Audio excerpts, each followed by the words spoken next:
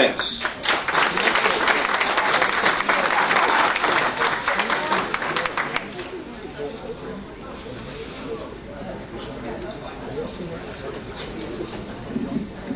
Good afternoon, ladies and gentlemen, and thank you for having me, and I want to thank my friend Steve Lonigan for inviting me.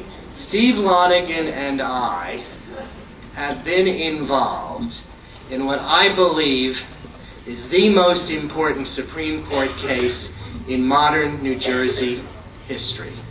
This was a case where Mr. Lonigan and I together sued Governor McGreevey to prohibit further borrowing in this state without voter approval.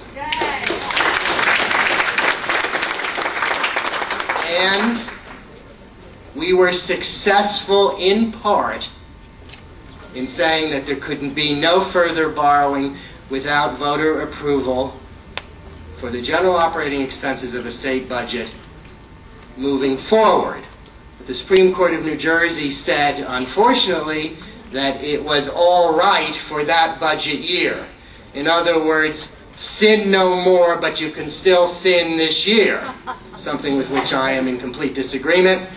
The last session of the legislature, a session and a half ago, the constitutional amendment that I had sponsored, the Lance Amendment, prohibits further state borrowing in this state without voter approval, and it does so regarding state agencies as well as the Department of the Treasury, and I think that that is a tremendous advance, and certainly we have borrowed inappropriately in New Jersey over my strong objections. I'm here, obviously, regarding federal issues. Let me first talk about the issue of the moment, the awful health care proposal of the President of the United States that was unanimously opposed by members of Congress on the Republican side.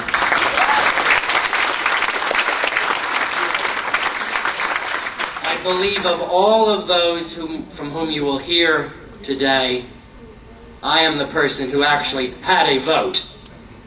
And I voted no, and I voted no vigorously. I announced my opposition last summer at our recess at the end of July, and certainly we have been united in that area. The President is wrong when he says this is budget neutral in the first 10 years. It is not, because we're going to compensate doctors and not have a 21% cut in Medicare reimbursement for doctors. If that is included, that is $250 billion, and that means that this is not budget neutral for the first 10 years. And instead of placing that in the bill, it's not in the bill because we're not dealing with the factual situation. Number two, there's no medical malpractice insurance reform in the bill. I am committed to medical malpractice insurance reform across the country. Number three, I believe deeply in the Stupak Amendment, even though Bart Stupak apparently no longer believes in the Stupak Amendment. Not a single penny of federal taxpayer funds should be used for the abortion procedure. Whether you're pro-life or pro-choice, can we agree as a society that that should not be funded by the taxpayers of the United States? Number two, the important issue of foreign policy. I favor a strong Israel and oppose the Iranian dictators.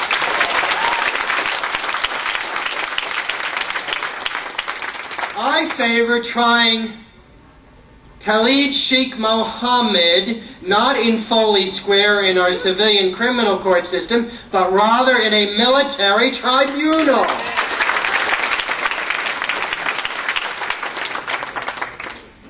One minute. And finally, on the most important issue confronting the United States, the issue on which I have worked with Steve here in New Jersey, and that is why I raised it. At the federal level, we have a $13 trillion debt. It is rising rapidly, and we need budget responsibility in Washington. I have signed on a constitutional amendment with Mr. Pence of Indiana and Mr. Hensarling of Texas. Let's get our fiscal house in order so that our children do not live in a diminished America.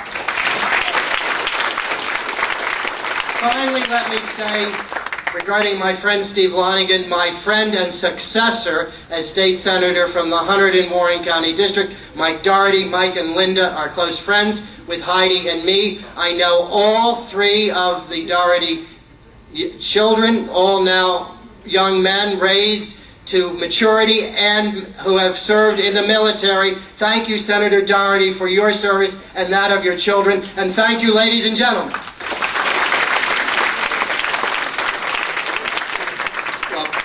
I'll get right to, I think, the question most people have for you, and that is your cap and trade vote. Thank you. Can you explain it and whether you would support that again today? Thank you. That's a great question. I would not support it.